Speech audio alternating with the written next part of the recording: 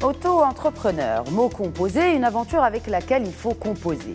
Se mettre à son compte, oui, mais en comptant sur soi. Pour tout aspect de son business, l'auto-entrepreneur se doit d'avoir plusieurs flèches à son arc. Créatif, secrétaire, marketeur, coursier, juriste, bricoleur, comptable. Et on ne compte pas le nombre de tâches qui incombent à quelqu'un qui choisit sa voie, celle de devenir son propre patron. Une nouvelle génération assoiffée d'indépendance qui a plus de mal que ses aïeuls avec la hiérarchie. Une génération nourrie au success story car née avec un smartphone dans les mains. Pour l'État, les 3/4 des objectifs de son régime de l'auto-entrepreneur sont atteints à ce jour. En 3 ans, c'est un réel succès, me direz-vous. Vu sous ce prisme, oui, totalement. Mais alors, combien des 70 000 nouveaux micro-business créés depuis 2015 existent toujours ? Erreur de chargement de réponse. Pourtant, on nous vend que le statut d'entrepreneur est destiné à la création de valeur et celle de l'entreprise. Créer, oui, mais aussi et surtout maintenir en vie. Créer de la valeur, c'est répondre à un besoin du marché ou anticiper une demande, voire même la créer de toutes pièces.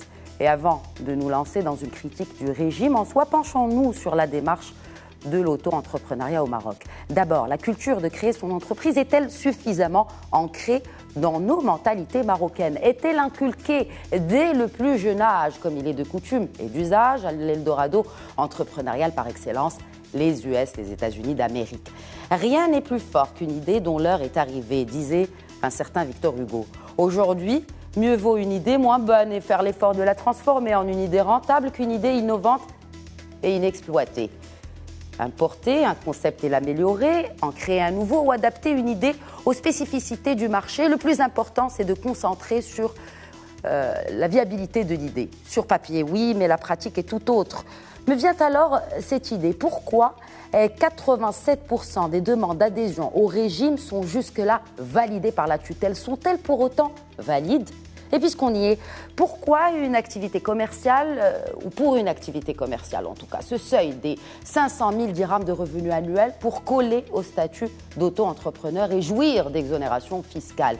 N'est-ce pas en soi un frein à l'expansion des petits business naissants et dont la rentabilité est loin d'être un long fleuve tranquille? Le salut est dans le statut, mais pas que. Et le financement alors? Pour qu'une banque vous suive pour un business sur plan, cela relève de la chimère.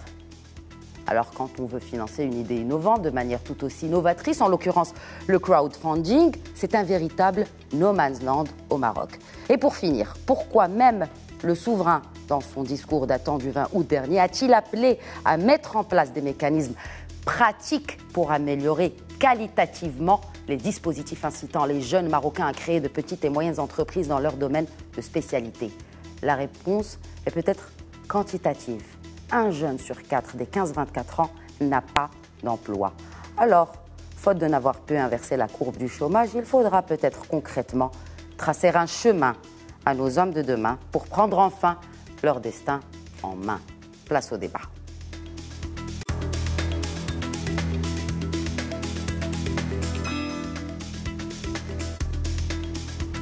Et pour représenter le principal organisme de gestion du statut de l'auto-entrepreneur Post Maroc, j'ai le plaisir de recevoir sur le plateau aujourd'hui le directeur pôle Poste Digital, Fouad Zaidi. Bonjour et bienvenue. Bonjour. Et aussi pour représenter aujourd'hui Maroc PME, qui pilote donc ce projet de l'auto-entrepreneur au Maroc, Hussam Fathi, chef de service accompagnement à la formalisation à Maroc PME. Bonjour et bienvenue à vous aussi. Bonjour, merci pour l'invitation. Pour représenter les auto-entrepreneurs, l'initiateur de l'Union des auto-entrepreneurs du Maroc, Zakaria Fahim, bonjour. Bonjour. Bienvenue et bienvenue aussi à vous en tant que président de la commission TPE-PME et auto-entrepreneuriat à la CGEM. Merci pour l'invitation. Alors, ma première question s'adresse à Hussam Fathi. Quel est l'apport aujourd'hui de l'auto-entrepreneuriat dans l'économie marocaine, en sachant que le but de ce projet est de formaliser un secteur informel qui pèse très très très lourd sur notre économie, soit 20% du PIB hors agriculture? Tout d'abord, je vous remercie pour l'invitation. Et je tiens à rappeler que le statut de l'auto-entrepreneur, c'est une loi qui a été récemment promulguée. Ça fait même pas 3 ans, pardon. Donc, au-delà d'un simple texte juridique, je pense que le statut de l'auto-entrepreneur aujourd'hui, c'est une innovation en termes de réglementation relative à l'entreprise. Il faut le dire, c'est le premier statut dédié à la micro-entreprise. D'ailleurs, avant 2015, donc, les gens, les porteurs de projets, les créateurs d'entreprises devaient faire appel au statut de la SARL ou d'autres formes juridiques plus ou moins surdimensionnées par rapport à leur taille et à leurs besoins, ou bien elles se trouvent forcées à une informalité. Alors donc, à partir de cette date-là, donc 2015, l'État a mis en place ce chantier structurant qui, à mon sens, vise à répondre à deux défis majeurs. D'abord, c'est accompagner les porteurs de projets pour se familiariser à l'entrepreneuriat.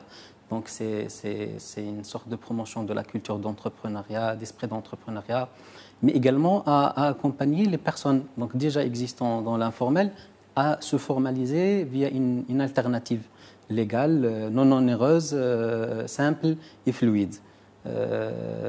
C'est vrai, le statut aujourd'hui, il est adossé à de multiples avantages. Il y a une certaine souplesse au niveau de la création, au niveau même donc de la cessation d'activité. Il y a une certaine dématérialisation de la processus de création donc de son auto-entreprise. Il y a également cette souplesse en termes de domiciliation qui constitue à un certain moment donc, un problème pour les porteurs de projets. Donc les gens peuvent actuellement domicilier leur auto-entreprise chez eux ou bien en co-domiciliation avec d'autres auto-entrepreneurs. Il y a donc d'autres... Enfin, cela dépend du secteur d'activité, cela dit. Est-ce que c'est plutôt commerce ou service? Pour ce point de domiciliation, nous allons revenir en détail sur cela, mais je me demande, enfin, après 3 ans, certes, le projet est récent, mais on parle déjà de chiffres conséquents, on parle de 3 car 70% des objectifs ont été atteints. Mais si on venait à dresser un bilan d'étape en chiffres, est-ce qu'aujourd'hui nous avons un chiffre de l'apport justement de toutes ces micro-entreprises qui ont été créées par des auto-entrepreneurs, peut-être que ce soit pour l'informel ou même dans l'économie en soi, de manière plus globale? Alors en termes de chiffres, moi, je peux dire qu'il y a des indicateurs quand même qui nous éclaire par rapport à cette étape-là, par rapport à la bonne santé donc du statut de l'auto-entrepreneur. Aujourd'hui, nous avons quand même un bon chiffre qui est presque 80 000 personnes qui ont adhéré au statut de l'auto-entrepreneur. Nous avons aujourd'hui un chiffre, c'est le taux de jeunesse. On a un auto-entrepreneur sur 2 qui a moins de 35 ans. Nous avons également un bon chiffre par rapport à l'adhésion féminine. 33% des auto-entrepreneurs, ce sont des femmes. Un chiffre à la baisse. Parce que les femmes, au début, étaient majoritaires, au lancement en tout cas. Mais en le comparant par rapport au taux national qui est autour de 10%, c'est quand même intéressant. Très bien. Alors, même question peut-être pour Postmaroc, qui est le principal gestionnaire, on va dire, de ce statut d'auto-entrepreneur. Quels sont les chiffres par secteur, en l'occurrence, et par segment, dont vous disposez à ce jour? Alors, dès que la loi a été promulguée, la loi 114-13, il y avait d'abord une dimension très importante dans cette loi, qui est d'ailleurs nouvelle par rapport aux lois au Maroc, c'est la dimension digitale. Parce que la loi stipule que Berid el Maghreb doit absolument donc, tenir ce registre d'une manière numérique. Et effectivement, c'est ce que nous avons mis en place dès l'année 2015, à savoir une plateforme collaborative qui va permettre à l'ensemble de nos partenaires qui travaillent sur ce statut d'avoir un outil numérique et digital qui leur permettent d'exercer leurs fonctions et leurs attributions par rapport à ce statut unifié sur cette plateforme. Et je pense que c'est l'un des éléments qui nous ont effectivement permis d'aller très rapidement sur la réussite, notamment de l'inscription des auto-entrepreneurs, parce qu'un auto-entrepreneur, il a un guichet unique, il choisit sa banque, et à partir du choix de sa banque, l'ensemble se fait et se réalise dans une seule entité, à savoir au sein de Berid el Maghreb, parce que tout le monde a un accès facile, selon bien sûr son accès, son profil, sur cette plateforme. Donc l'auto-entrepreneur ne voyage pas entre différentes administrations. L'auto-entrepreneur n'est pas appelé à partir vers les différents partenaires qui gèrent ce statut, mais simplement il a un seul guichet unique qui est son agence bancaire.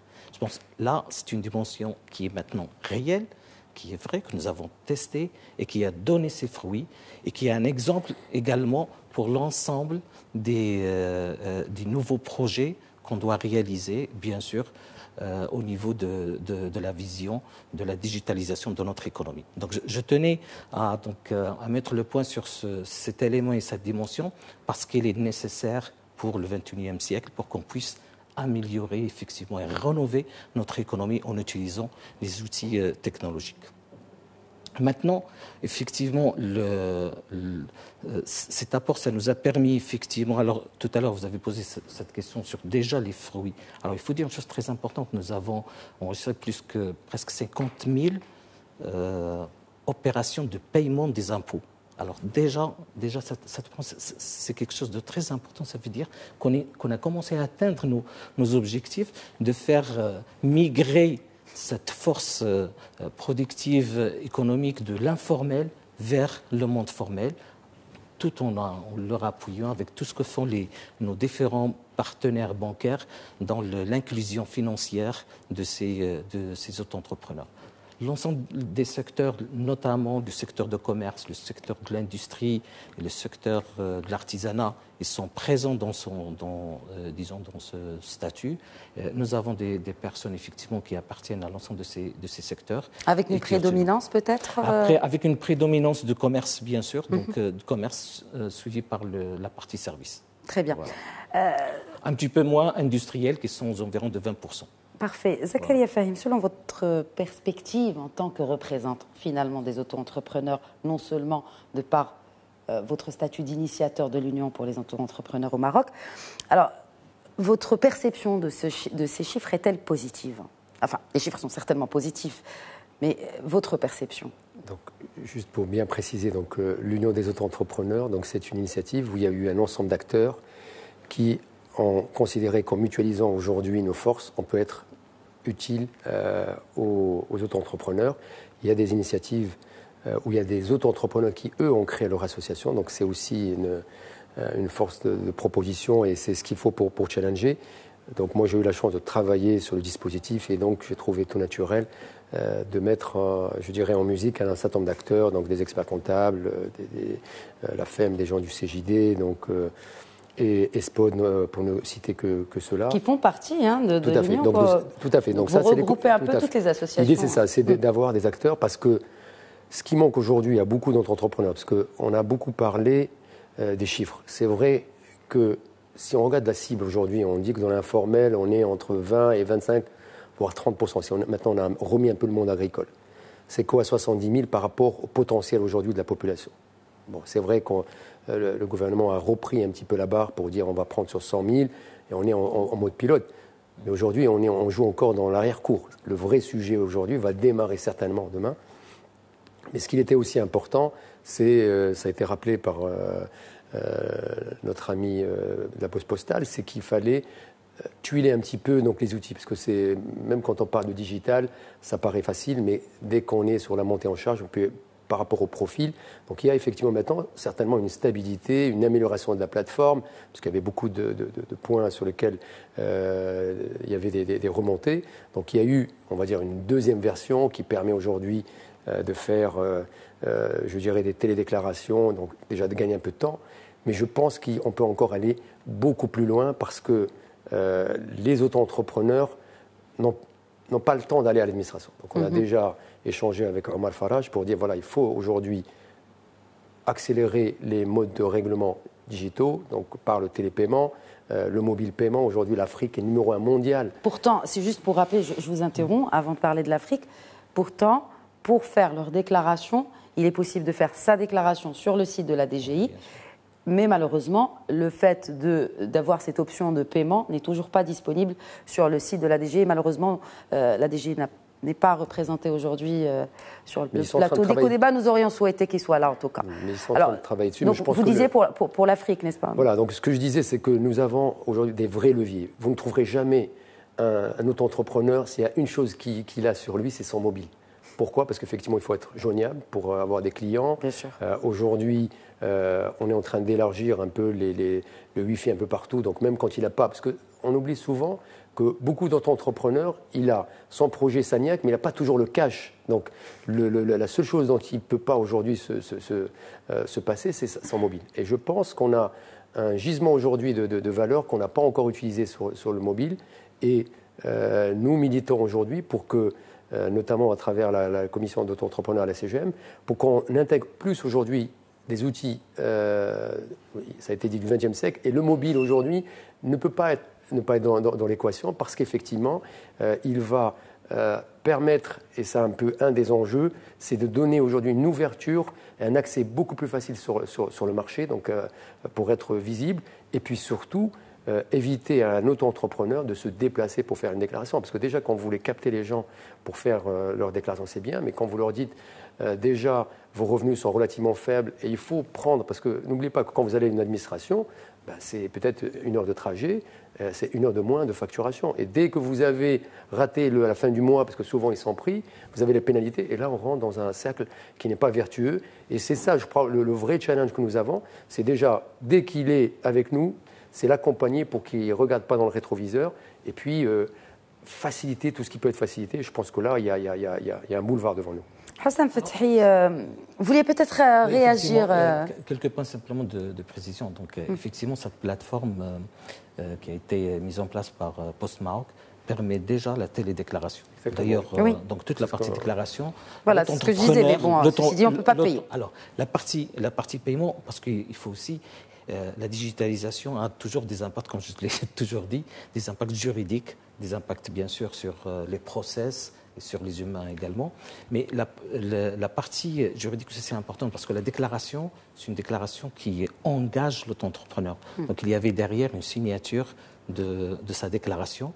Et cette signature, ce qu'on est en train de travailler effectivement maintenant avec la Direction générale des impôts pour que cette signature devienne une signature électronique, sachant que Berid El Maghreb est déjà un opérateur de tiers de confiance, ce qui va faciliter énormément, bien sûr, l'interfaçage entre les deux plateformes, la plateforme des auto-entrepreneurs et notre plateforme Berid Design, qui génère les certificats pour que demain, l'auto-entrepreneur peut effectuer totalement ses déclarations d'impôts à partir de chez lui ou à partir de son bureau ou également, d'ailleurs nous sommes en train d'y travailler, à partir de son mobile. Très bien. Ce sont des éléments très importants sur lesquels nous sommes en train de travailler. Donc le projet est dans le pipe. Je m'adresse à présent à Houssam Fethi, donc chef de service accompagnement à la formalisation à Maroc PME.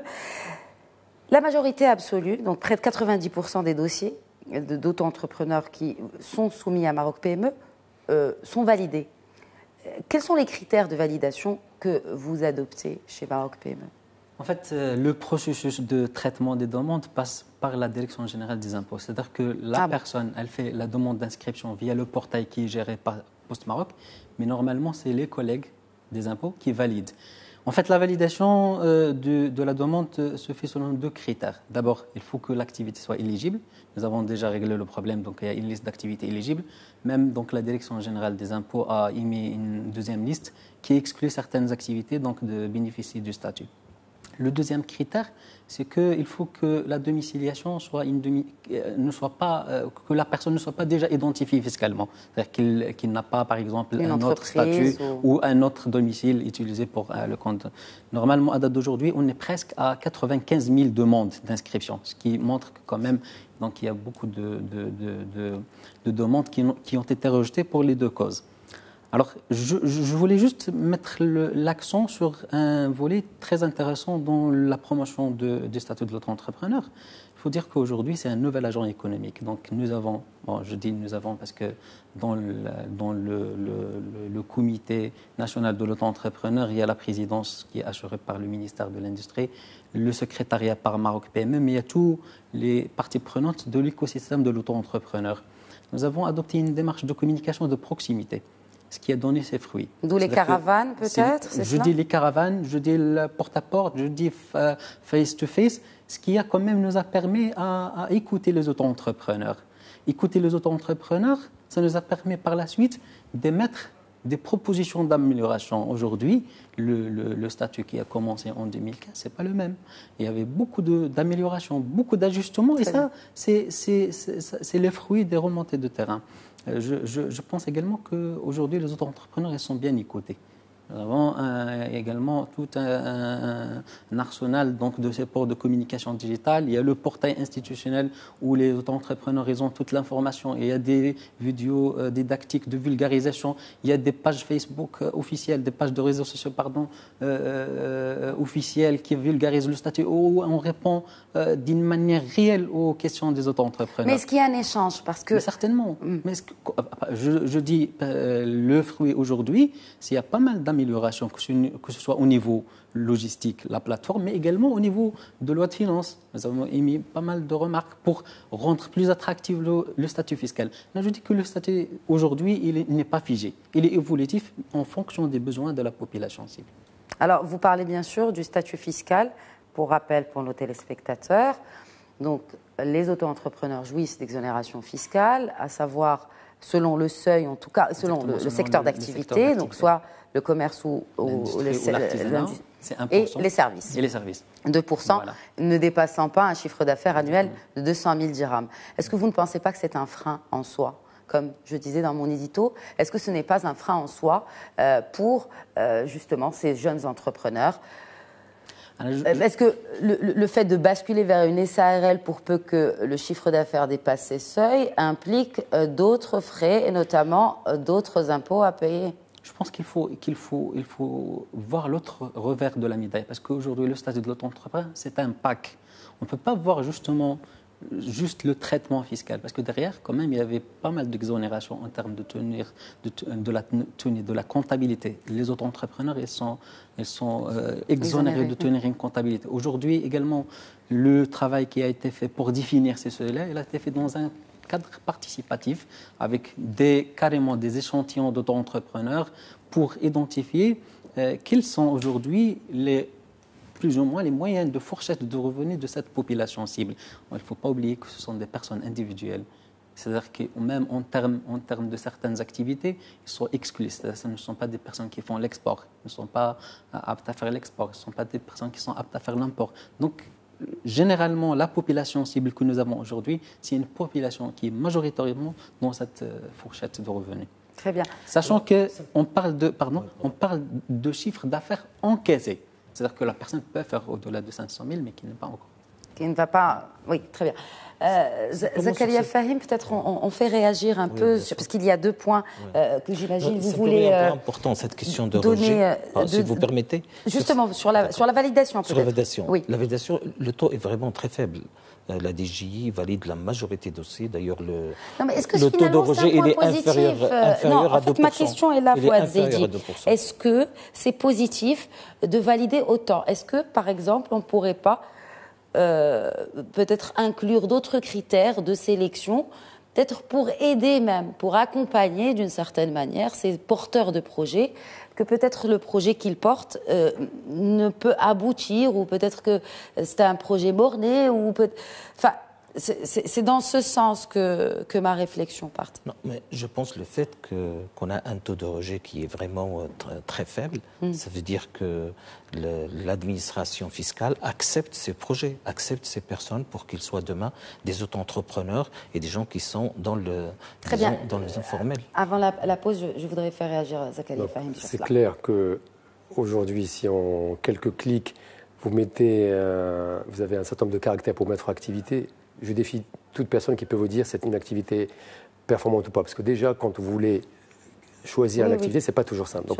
je pense que le vrai sujet, c'est comment on accompagne aujourd'hui ces gens qui souvent, il ne faut pas oublier, le vrai challenge, c'est faire en sorte que les gens qui choisissent d'être entrepreneurs le choisissent par vocation et non pas par défaut. Parce que vous avez beaucoup de gens qui vont vers l'auto-entrepreneur parce qu'ils n'ont pas le réseau pour être salariés, parce qu'ils n'ont pas les connexions, alors que ça doit être l'inverse. C'est-à-dire qu'on doit avoir des messies qui vont vers l'auto-entrepreneuriat, des gens qui rentrent dans l'antichambre des entrepreneurs, parce que l'auto-entrepreneur, il y a 2 grandes logiques. Vous avez effectivement les gens qui sont dans l'informel, les gens qui ont démarré souvent dans le microcrédit, qui se retrouvent, ce que j'appelle moi les hors-la-loi malgré eux, parce qu'ils ont des difficultés à revenir dans le formel, parce qu'ils ont peur du bâton du contrôle fiscal. Et là, je pense qu'il y a toute une pédagogie, tout un dispositif, donc ça a été fait, mais je crois que le rôle aujourd'hui de tous les acteurs, c'est rétablir aujourd'hui la confiance vers cette grande population qui est aujourd'hui un des enjeux de l'auto-entrepreneur, c'est permettre aux gens de démarrer tout de suite dans le formel.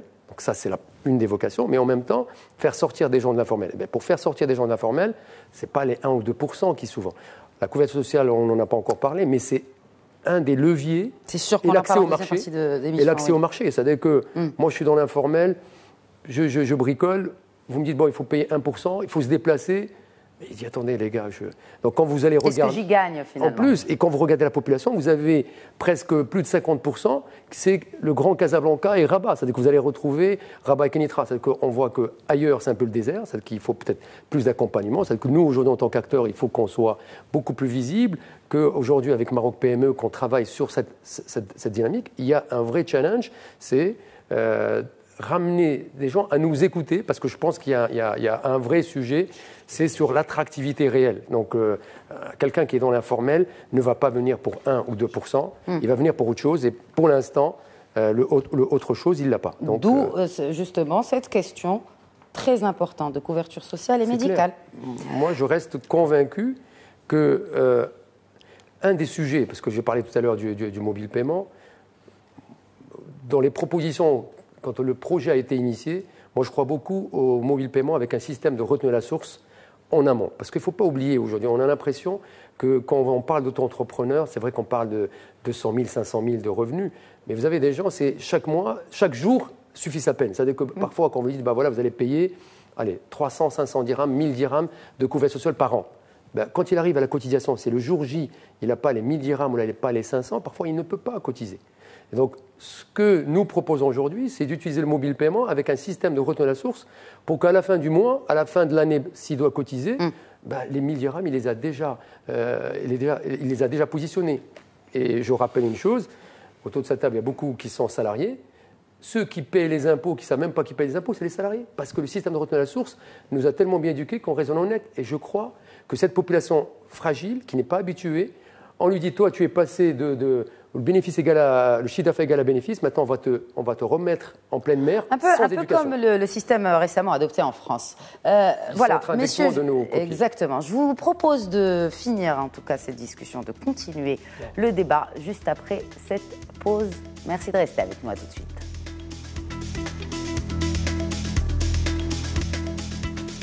Bienvenue à ceux qui nous rejoignent. Vous regardez Eco-Débat sur Média TV, consacré ce soir à la thématique de l'auto-entrepreneuriat au Maroc. Juste avant la pause, Zakaria Fahim, qui représente l'Union des entrepreneurs du Maroc, évoquait cet aspect très très important de la couverture sociale et médicale, mais aussi cette distribution régionale des auto-entrepreneurs au Maroc. Je fais réagir mes deux autres invités. Tout d'abord, Fouad Zaidi de Post Maroc.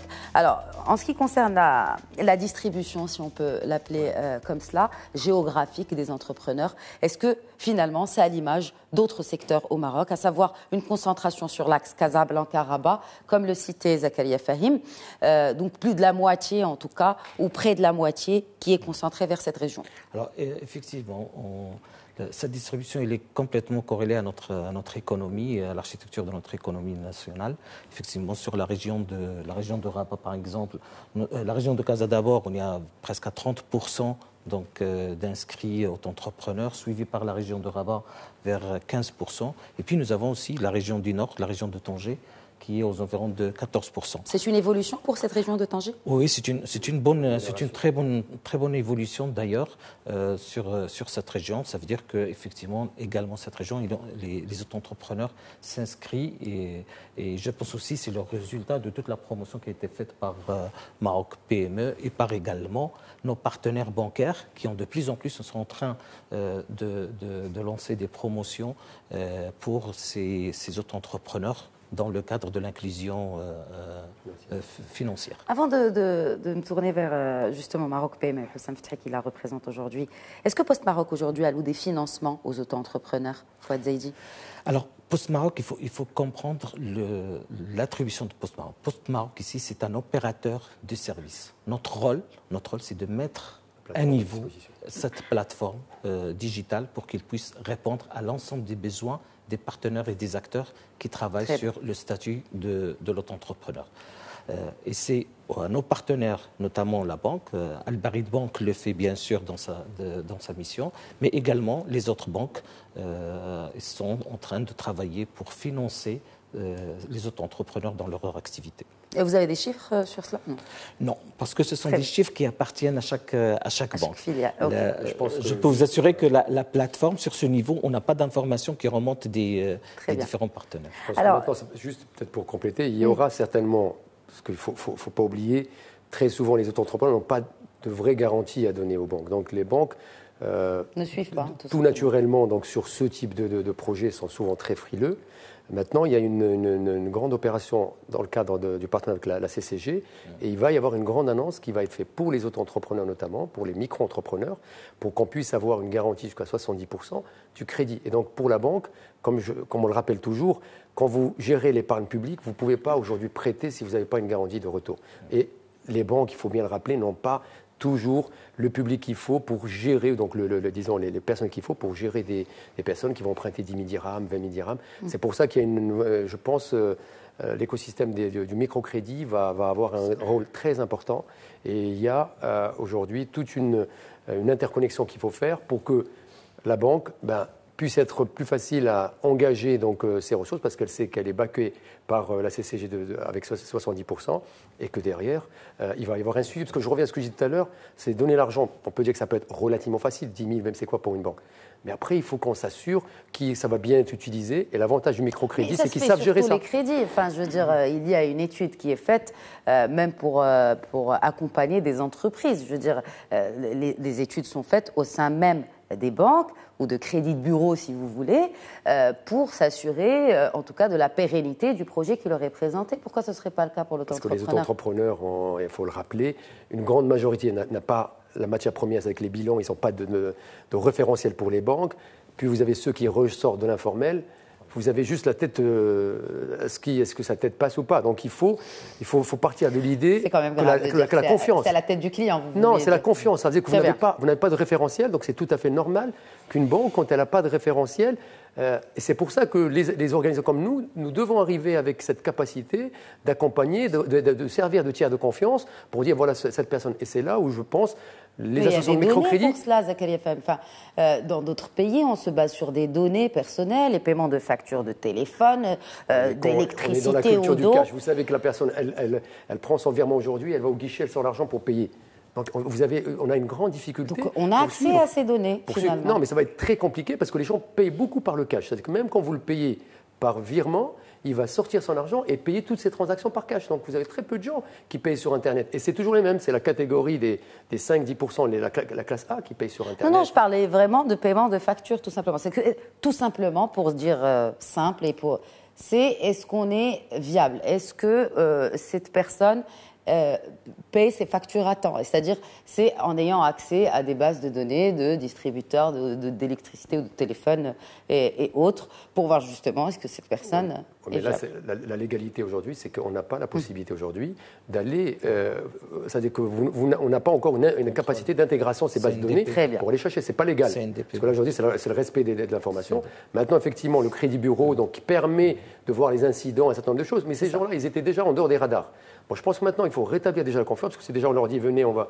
Donc je pense que c'est pour ça qu'il faut partir de l'idée que si on veut ramener ces gens-là, il faut qu'on leur offre quelque chose. Aujourd'hui, je pense que l'offre qui est sur la table est intéressante en termes de trajectoire, mais il y a beaucoup de choses qui manquent. La première aujourd'hui, c'est l'accès au marché. Donc, il a parlé des marchés publics, mais moi, je pense quand vous êtes une entreprise il a parlé des marchés publics pendant que nous n'étions pas, en fait, pendant la pause.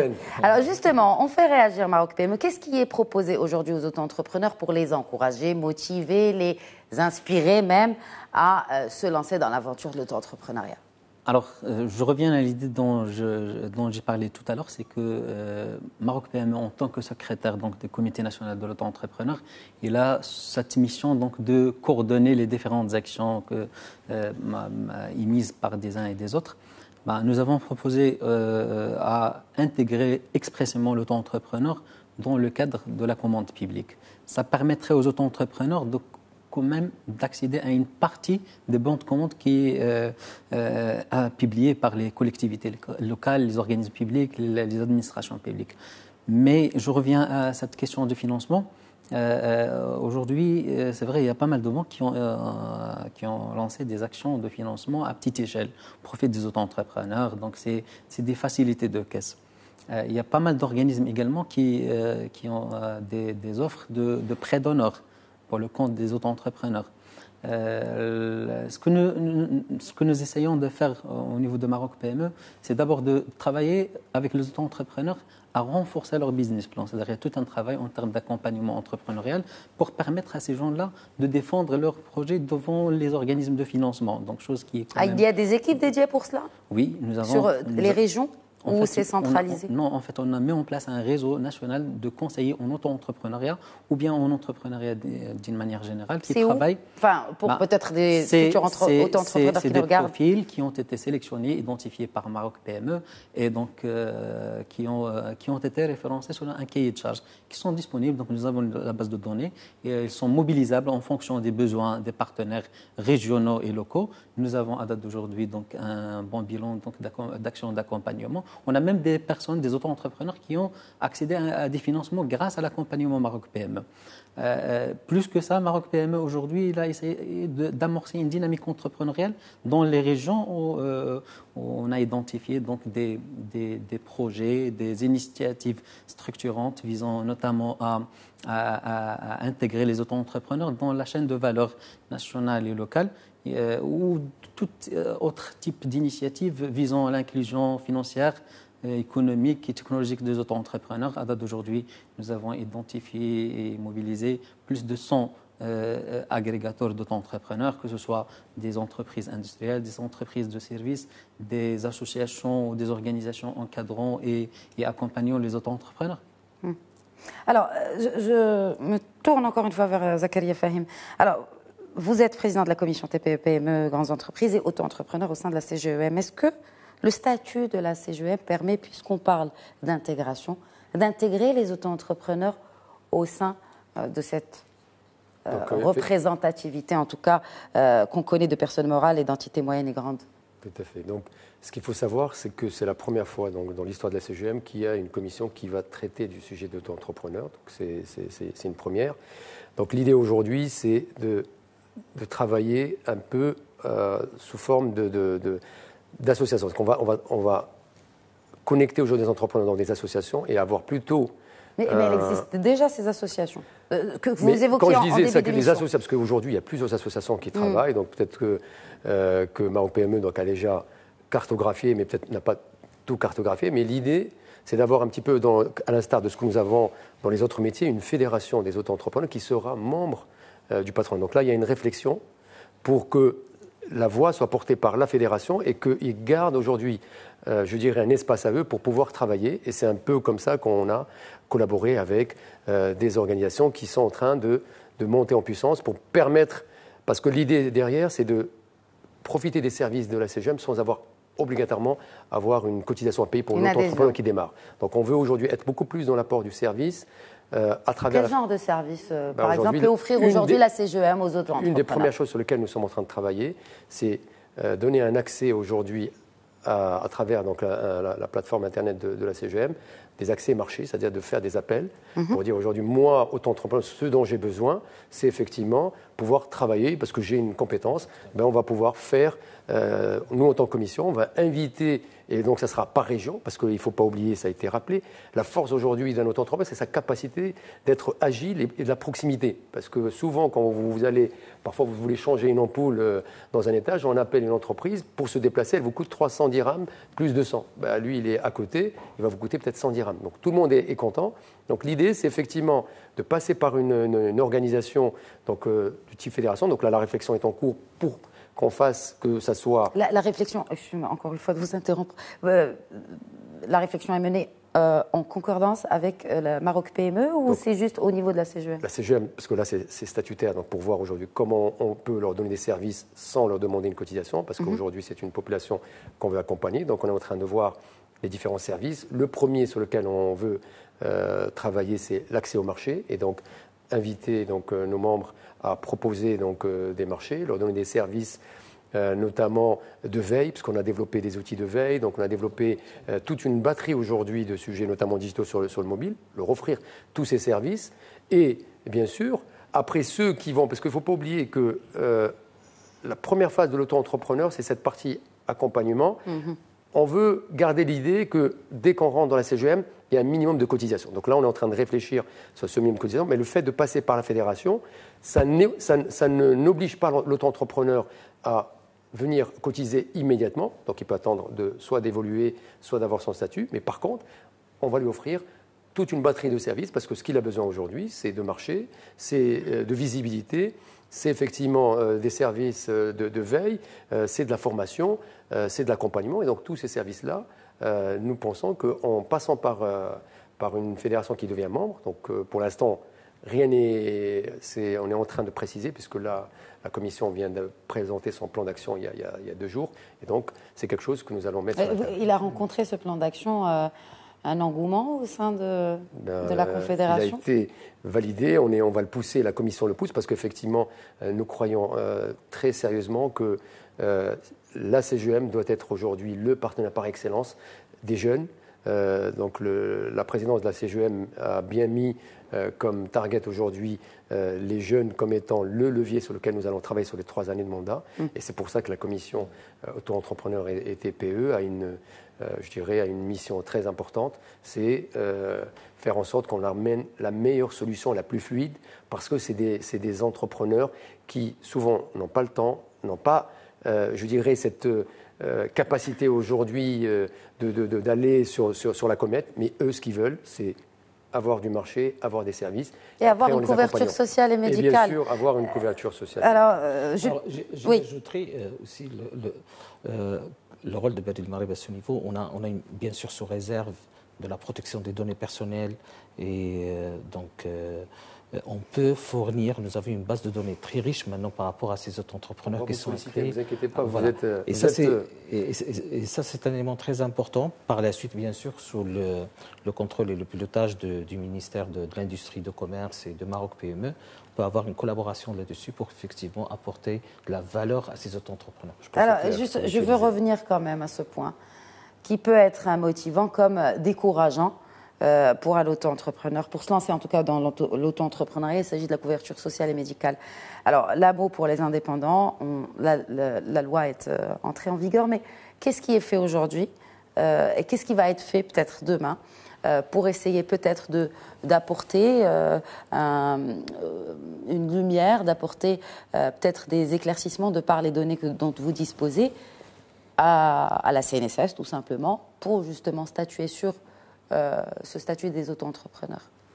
Alors, à date d'aujourd'hui, les décrets d'application ont été approuvés au Conseil de gouvernement, donc ça fait 1 semaine. Nous connaissons à date d'aujourd'hui donc les taux de cotisation à la CNSS, que ce soit pour l'AMO, que ce soit pour la retraite. Peut-être le travail reste à faire, c'est de définir les fourchettes ou les fourchettes de revenus des auto-entrepreneurs. Donc, ils seront dans quelle catégorie? Moi, je dis que aujourd'hui, c'est un avantage pour les auto-entrepreneurs. Un nouvel agent économique qui a été créé en 2015 vient de se rattraper et prendre le train chemin faisant. Parce que quand même, il y a des métiers et des professions qui attendent depuis l'indépendance. Donc ça d'une part. D'autre part, je pense également que le stock actuel, on parle de 78 000 auto-entrepreneurs qui ont opté pour le statut tel qu'il est, c'est-à-dire même s'il n'y a pas encore la couverture sociale. Certainement, il y aura tout un travail donc, avec les collègues de la CNSS. Ça a été soulevé lors de la dernière réunion des comités nationaux de l'auto-entrepreneur en novembre dernier. Monsieur le ministre de l'Industrie était clair par rapport à cette question. Il a insisté sur le fait que la couverture sociale c'est le premier levier d'intégration de l'informel au Maroc. Donc, elle a demandé que le processus soit accéléré davantage. Alors, je voudrais juste revenir sur ce chiffre, encore une fois, sur les 70 000 créations de statuts d'auto-entrepreneur. Est-ce que vous disposez en tout cas de mécanismes de suivi? Est-ce que ces auto-entrepreneurs sont-ils actifs? Génèrent-ils des revenus? Combien? Y en a-t-il qui ont tout simplement échoué, qui existent peut-être sur le papier mais pas dans la réalité? Est-ce que vous disposez de moyens de savoir? Alors, à date d'aujourd'hui, peut-être le seul moyen par lequel on peut juger l'activité ou l'inactivité des auto-entrepreneurs, c'est les déclarations, à date d'aujourd'hui. Par contre, il y a tout un travail à faire en termes donc d'enquête par rapport la situation actuelle. Donc, nous comptons quand même donc, de faire le suivi via la plateforme et via les conseillers que nous mobilisons. Donc, il y a tout un travail d'enquête de satisfaction pour voir notamment quelles sont les améliorations à apporter. Alors, l'égalité des chances. On l'a remarqué selon les chiffres qui sont publics. Le tiers des inscrits aujourd'hui au statut d'auto-entrepreneur sont des femmes. Un commentaire, Fouad Zaidi, par rapport à cette proportion, sachant qu'au démarrage de ce régime, les femmes étaient majoritaires, et puis on voit que la courbe est un peu descendante oui, sur ce point. Effectivement, nous avons vécu au cours de l'année 2016, on avait un taux de genre féminin qui était à un certain moment même supérieur à celui des hommes. Mais je pense par la suite, il y a eu vraiment donc un appétit économique à ces auto-entrepreneurs et en fin de compte, on est de plus en plus, on s'approche vers une corrélation par rapport à la réalité économique au niveau de la distribution entre les hommes et les femmes. Alors, je voudrais juste terminer, parce que on ne fait pas que, bien sûr, de critiquer, on fait de la critique constructive et, bien sûr, des recommandations. C'est ainsi que nous clôturerons ce débat. Et je commence par Zakaria Fahim. Je pense que le plus important, c'est ne pas perdre en tête que ces auto-entrepreneurs, s'ils ont choisi d'être, donc déjà ceux qui sont dans le pipe, il faut leur donner de l'air. C'est-à-dire les laisser travailler, faciliter un peu le cadre et qu'on enlève tout ce qui est aujourd'hui digitalisé au maximum. Donc le télépaiement, le mobile, je pense pour moi c'est quelque chose d'important. La couverture sociale, effectivement, on l'a donnée à la CNSS qui avait une vocation de gérer les salariés, mais on a ouvert son spectre. Donc là, on va voir un peu cette montée en charge. Et puis je pense qu'aujourd'hui, il faut pas oublier comme on a fait aujourd'hui pour la mutuelle, voir comment intégrer aussi le privé, parce que je pense que souvent le privé il est beaucoup plus agile pour accompagner notamment sur la couverture sociale, et je crois qu'il faut faire sauter aujourd'hui les tabous et qu'un privé, s'il est performant et il arrive aujourd'hui à faire, pourquoi pas, parce que le temps presse. 70 000, quand on parle de 20 ou 30% de notre population qui aujourd'hui n'a pas de couverture. Quand vous voyez des gens qui disent « moi je travaille, je voudrais bien avoir une couverture sociale, mais je ne veux pas prendre le remède, je suis quelqu'un qui est capable de payer, j'ai rien ».